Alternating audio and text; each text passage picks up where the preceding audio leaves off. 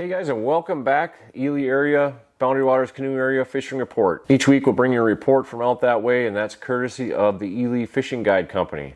They've been in business for over 20 years. If you're looking for an adventure out in that area, make sure you contact them. If you do, let them know you saw them here on After 5 Outdoors. Let's get right into it.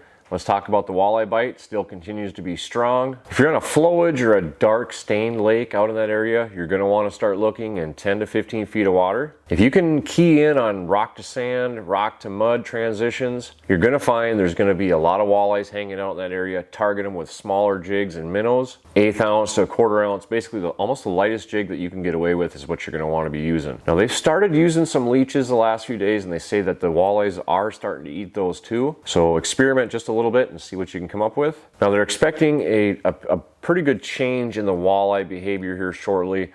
On the electronics, they're starting to see a lot of bug life, a lot of mayflies. They say that's going to cause the walleyes to move out into the deeper basins of these lakes fairly soon, probably within the next week or so. Now, if you're fishing on a natural lake or a clearer body of water, you're going to want to target weeds like in the bays, 6 to 12 feet. If you're pulling spinners tipped with a crawler around weed beds, you're likely going to find some walleyes. Those walleyes are still in those weeds and they are feeding on small perch. So if you start seeing if you're using electronics and you start to see some schools of bait fish, which likely are perch, there's going to be walleyes not very far behind. Now, as far as the pike action goes out there, they're still biting. They're starting to see that these bigger pike are moving out from these smaller weed beds, and the shallower waters they're moving on a little bit deeper where the water is cooler. Some large northerns have been keying in on these shiners that are starting to run in current areas. The best way to target these northerns is to use big crankbaits and do some trolling. Now, as far as smallmouth bass, so the bite has slowed a little bit. The spawn is basically over. These bigger smallmouth are starting to move back into deeper water where they're going to spend the summer months.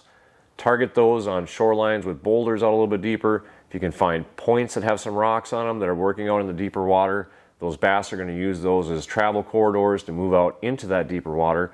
Target them with Ned rigs. You can use live bait rigs as well, and you're probably going to want to try targeting with leeches. So if you fish out there and you know where the bass are in the summer months, look between where they spawn and where they spend the summer. Now, as far as the crappie bite goes, they're pretty much done with spawning, starting to move out. If you're fishing on a natural lake, you're going to want to look for weeds. That's going to attract the crappies.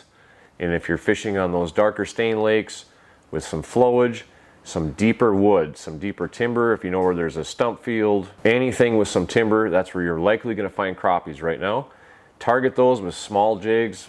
Again, as small as you can get away with, 1 32nd ounce, 1/8 ounce. Use a small plastic. You're going to catch some nice crappies out in that area. You're going to find bluegills, 2 to 6 feet of water. They're hot on the spawn right now.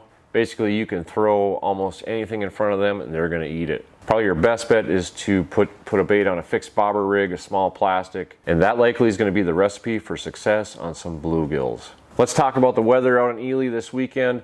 Looks like Friday going to be about 85 degrees or so, 10-mile-an-hour wind. There is a chance of rain. There's a chance of rain Saturday too. You're looking at about 70, winds about 10. Sunday going to get cooler, high of around 66, winds around 15 miles an hour. Slight chance of rain so far, but you know how the forecast goes.